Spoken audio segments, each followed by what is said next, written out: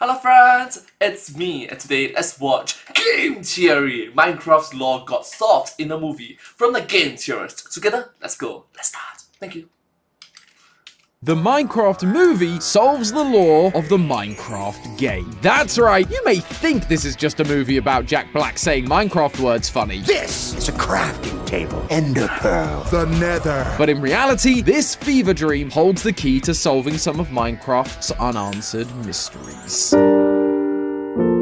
Game Theory is a blockbuster. Hello Internet! Welcome to Game Theory, the show where first we game, then we theory. And if you thought that was cheesy, you should have heard the mix of groans and cheers that erupted from the movie theater when Jack Black gave a similar line during the most successful video game movie of all time. A Minecraft movie. Yes? Yep. Hello Internet, welcome to Game Theory.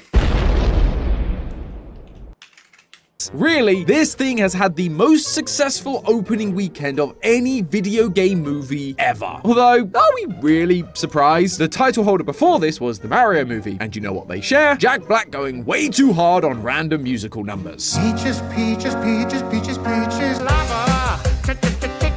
Absolute cinema. But while most people were in the theaters whispering about how ridiculous the movie was or yelling Chicken jockey at the screen, I was sitting there taking notes in the dark like the little Minecraft nerd that I am, looking for the tiniest details to help solve the lore. Alright, so case and point, let's talk more about the movie. If you're a full-grown adult, that means a mature adult or working adult, you might find the movie to be a bit boring. Sorry, it's like a bit mundane. So you probably give it like a 4 out of 10, 5 out of 10, 5 out of 10, okay? If you're a young adult, that means you have just passed your teenage years, you'll probably find the Minecraft movie to be a bit better. It's like, it's fun, it's enjoyable, it's entertaining. It's good. You probably give it a bit higher, 5 out of 10. You probably give it a 6 out of 10, right? Now, if you're a teenager, if you're a kid, you definitely love this movie. It's like 7 out of 10, 8 out of 10. Don't worry, Lee, I'm not trying to solve the lore of the movie. I'll leave that to you over on Film Theory. I'm talking about using the movie to help solve the lore of the game. Thank you so much, Tom from the Game Theorist, for being so considerate for Lee from the Film Theorist. Thank you so much. You guys are... That's nice. Thank you. By block, we've been putting together a complete timeline of the series. How a race of ancient builders from another world came to save the overworld from the piglin, but in doing so, accidentally caused the destruction of the overworld and their own race. Normally, we're left to figure all of this out by scraping together clues from in-game locations, items, and spawning habits. However, occasionally, Mojang descends from the heavens and blesses us with something incredible. A story-driven piece of content. Sometimes it's a spin-off game like Minecraft Legends, sometimes it's a book, and now it's a movie. And just like Minecraft Legends before it, this thing shines a light on 3 big mysteries that have been plaguing our theories for a while now. But can the movie even be used for lore? It's called a Minecraft movie because it's just one of many possible stories, so it might not even be canon. And that's true. But just like we've been doing with FNAF for years at this point, just because something isn't directly canon doesn't mean it can't help inform us how the rules of this canon world work. Plus, this is also the company that said, we're not saying that that's exactly what happened, but maybe it did. And that game has proven to be essential to the Minecraft world and its lore. So I'm not gonna look a gift skeleton horse in the mouth. After all, the lore of this game has always been about putting together blocks that initially don't seem like they go together, but when you take a step back, create a beautiful and intricate masterpiece. So friends, grab your flint and steel, because we gotta go to the Nether to explore our first mini theory. Netherwort is more than just a fungus. In case you don't know, netherwort is a red mushroom-like substance that grows on soul soil and soul sand in the nether. It's been around since version 1.0. This stuff is a core part of the Minecraft world, and yet it's only now, 14 years after its inclusion, we're finally getting some information about what it truly is. In a Minecraft movie, the piglins are about to enter the overworld to chase down our heroes, but they need to find a way to enter the overworld without turning into zombified piglin. They have accomplished this before in the game's Piglin's timeline. Nether spreaders. The pollution they create makes the air breathable for the piglins. In Minecraft Legends, the piglins create a structure that pollutes the air and makes it breathable, stopping them from becoming zombified piglins. Kinda like reverse Last of Us. The movie actually borrows a lot of elements directly from Legends, like giant nether portals being powered by a purple cube, heroes being teleported from another world, and Malgosha, the leader of the piglins, basically just being a movie version of the Seer. With that, I expected them to take a similar approach when it came to this zombifying problem, but they didn't. Instead, Malgosha surprised me by handing General Chungus sorry, that name gets me every time. Anyway, Malgosha hands General Chungus a potion bottle and tells him to drink the netherwort. If netherwort is being used to stop the zombifying process, then it's more than just some fungus that grows in the hellish environment of the nether. It's essentially acting as a vaccine. Vaccines work by exposing your body to a harmless version of a virus or bacteria to trigger your immune system into recognizing that type of disease, allowing it to fight off the real thing when the time comes. Whatever it is that converts the piglin into zombie piglin, maybe an airborne zombie virus like we've talked about in previous theories, it exists in an inactive state inside the netherwort. So when they consume it, their bodies learn to fight it off, stopping the zombifying process. Both bacteria... Let's be honest with each other, actual vaccines do not immediately, like, pew, take effect. It takes a while. Like, there's a certain duration required. Sorry.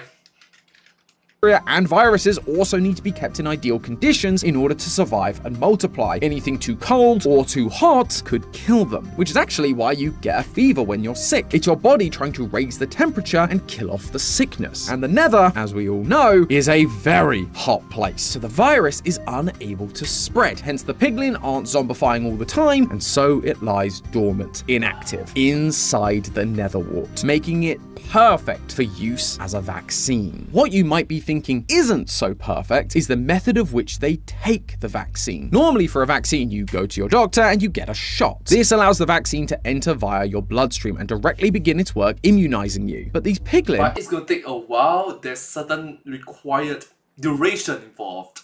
Aren't getting shots, they're ingesting the vaccine. Typically, ingesting a vaccine isn't an effective method because your stomach acids can break down and destroy the vaccine before it gets a chance to be absorbed into your bloodstream. Now, there are some vaccines that are ingested orally. The rotavirus vaccine is taken in liquid form, and the typhoid vaccine can be taken as a capsule, just to name a couple. But those are very specific cases that operate differently to most other vaccines. Although that hasn't stopped scientists trying to make all vaccines edible. In fact, in 2021, scientists at UC Riverside began work to create lettuce plants that contained the COVID-19 vaccine. What they discovered is that it basically just becomes a balancing act of how much vaccine the food needs to contain. Some of the vaccine would be destroyed by the stomach acid, but if it has a surplus amount of vaccine within it, then you would still be able to absorb the correct amount. Scientists are also working on breathable versions of those same vaccines, which might be what we're seeing from the nether spreaders in Minecraft Legends. It's just a gaseous version of netherwort spreading through their cumbersome machines. So with them being easily destroyable, I can see why they changed to passing the bottle around. But the best part about both of these methods is that they can be stored at much higher temperatures, unlike normal vaccines that are usually required to be kept around 2 to 8 degrees Celsius or 36 to 46 degrees Fahrenheit, which when you live in a fiery lava-filled hex space like the nether is gonna be pretty useful. But this not only reveals what netherwort is and how it affects piglins, it also shines a light on another key part of the Minecraft world: potions. An important detail you may have noticed is that in the movie, the netherwort is specifically consumed from a potion bottle. When you mix a water bottle and netherwort in Minecraft, you get an awkward potion, which is the foundational ingredient to almost every potion in the game. Once you have an awkward potion, you can add other ingredients to give them effects like night vision, underwater breathing, and fire resistance. But if these awkward potions are acting as a vaccine, that might give a more logical explanation for what exactly these potions really are. They aren't magical items giving you superpowers, they are vaccines designed to heal us and restore us to base levels. There are hundreds and hundreds of vaccines in the world today, and they can help treat a myriad of diseases. Some can stop your lungs from failing, lowering their general capacity. Others can be helped to suppress proteins like myostatin that cause your skeletal muscles to not fully grow. And vaccines like the MMR vaccine reduced the risk of things like corneal scarring and glaucoma, which all affect eyesight. Having a non-compromised lung capacity would allow you to hold your breath for longer, like we see with underwater breathing. Having non-compromised skeletal muscles would make you stronger and faster, like we are when we consume potions of haste, swiftness, and leaping. Having non-compromised eyesight naturally makes your eyesight at night better, just like night vision. Clearly, there's But having said that, I have to repeat this one more time.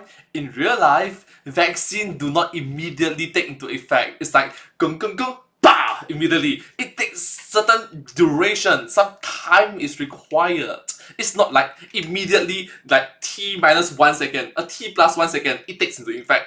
It's not how things work. Sorry. more than just a zombie virus we have to contend with in the overworld. This place is full of bacteria and viruses that are causing us to essentially be working at a deficit the entire time we're playing. When we take a potion, we're not boosting our powers, we're restoring them back to base levels thanks to the immunizing properties of the netherwort vaccine. But of course, just like we see with real vaccines, the effects are only temporary, because these viruses can evolve in a way that your body isn't equipped to handle anymore, which is why you can be offered top-up boosters to help keep you fighting fit. Theory number 2. Steve is not a descendant of the ancient builders. I know, sacrilege. So many of our theories, especially in the early days, came from the idea that Steve was a modern-day descendant of the ancient builder race that once existed in Minecraft. You see, one of the many tricks we've used when deciphering the lore is mob behaviors. Where do they spawn? How do they interact with other mobs? Do they know that if they punch the subscribe button, it'll drop an adorable tiny little subscribe button that they can place anywhere they like? Go on, see for yourselves. It only takes a few hits. 3, 2, 1, bam! Wait, what are you doing? No, not on me! Anyway, the interaction Subscribe! Thank you! And then people just, yeah. Sorry.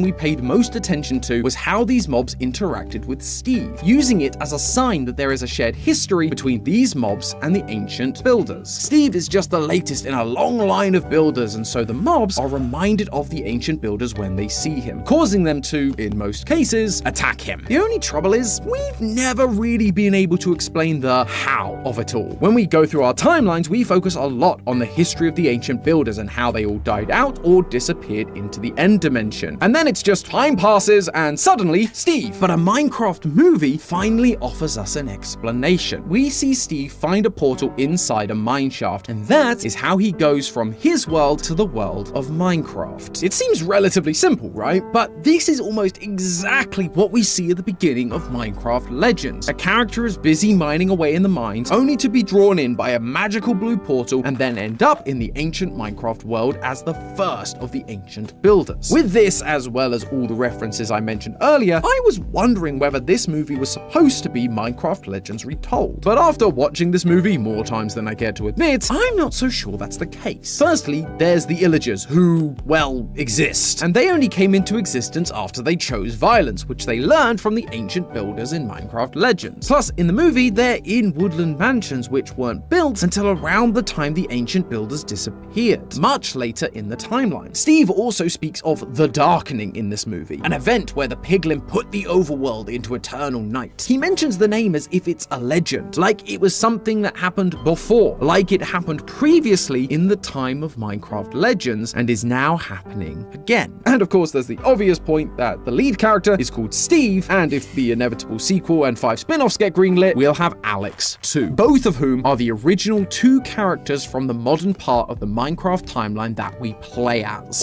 Which, fun fact, at the end of the spoiler, so sorry for the spoiler. At the end of the movie, it's like, Steve, Alex, and the whole crowd was like, wow! And the adults were like, what are they? Huh?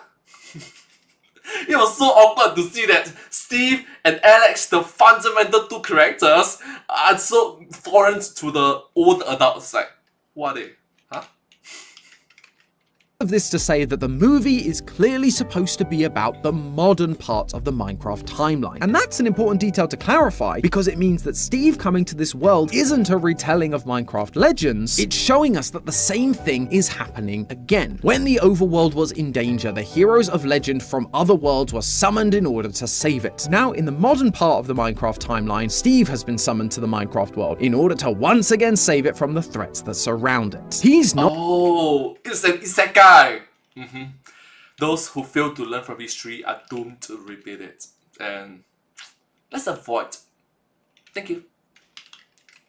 Not a descendant of the ancient builders per se, he's just a builder from another world brought here like they were. That's why all the mobs react to him like he's an ancient builder. He may not share their blood, but he shares their same drive to create, to build, to craft. All these mobs can see that he has the same ambition, and so they wish to stop him because they remember what happened the last time someone like him showed up. And finally, theory number 3, the Minecraft timeline is doomed to repeat itself. This ties into what we were just talking about with the timeline placement of this movie. With this movie showing us things about the modern parts of the timeline, there's one big red flag that hit me like a creeper explosion, and it all has to do with the Orb of Dominance. This MacGuffin is one of, if not the, most important item in the series lore. In Minecraft Legends, it's used by the Seer to corrupt beacons, empower nether portals, and control the piglin leaders. At some point, the Orb of Dominance is stolen away from the Seer, likely by the ancient builders, and locked away in a cave in the overworld, only to then be found by an outcast illager who uses it to try and take over the world in Minecraft dungeons. Oh, and did I mention it's completely sentient? Yeah, this orb isn't really just an orb. It has a voice and it manifests itself as a creature known as the Heart of Ender. At the very end of the Echoes of the Void DLC, it becomes this giant centipede enderman hybrid thing, and it's our job to defeat it. But that's the kicker. We do defeat it. And unlike an earlier part of the story where the orb shatters into pieces that can then be put back together later, once the Heart of Ender is defeated, it evaporates into dust, never to be seen again. Until a Minecraft movie, that is, where the Orb of Dominance pulls a Palpatine and was just like, lol, JK, and shows up in a random cave in the real world to kick off the events of the entire movie. Although, I really like it that Tom have the Star Wars reference. thankfully, I don't think this is actually a we thought it was dead, but really it wasn't situation. That would be awful storytelling, right, Mojang? That would be awful storytelling. What I think is more likely here is something that Minecraft seems to have been hinting at more and more, that there was never just one Orb of Dominance. Think about it. At this point in the timeline, the Orb of Dominance is already destroyed. Malgosha, the Seer, seems to know what the Orb of Dominance is when it first arrives, and the Illagers already have the second half of it, the Earth Crystal, built and ready to go in the Woodland Mansion, because they've already experienced its power before during the time of Minecraft Legends. Now, in the modern day, we're seeing Steve start out not in the Minecraft world, but in the real world. It's there that he finds the Orb of Dominance, and from that point gets sent to the Minecraft world, meaning this orb is a new orb. Characters are being drawn in from other Minecraft worlds, like we see in Legends, and now like we suspect was Steve. Those worlds have their own history, their own lore, and potentially their own orbs. Their own orbs. So are you trying to say that every single world have their own individual orb?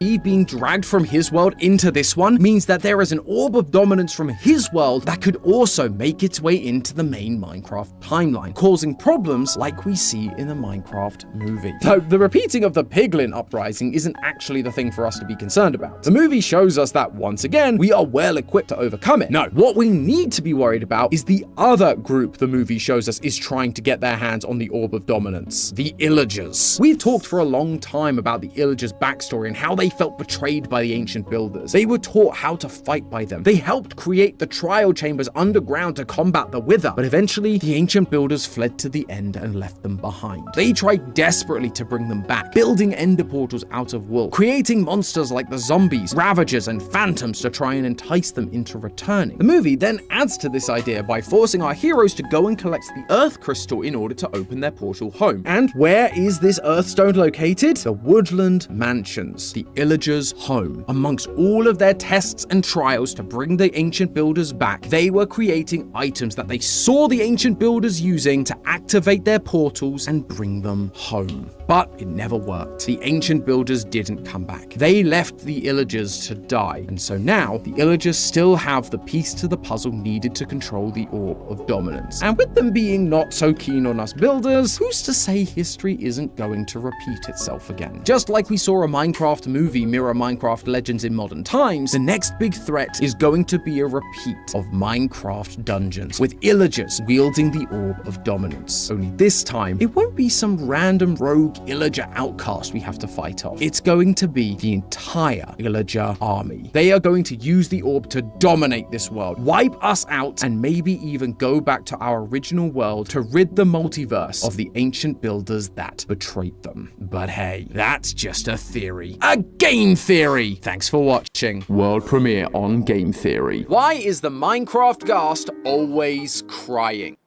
Well, but hey, that's just a theory. A game theory! Thanks for watching. Subscribe. Thank you.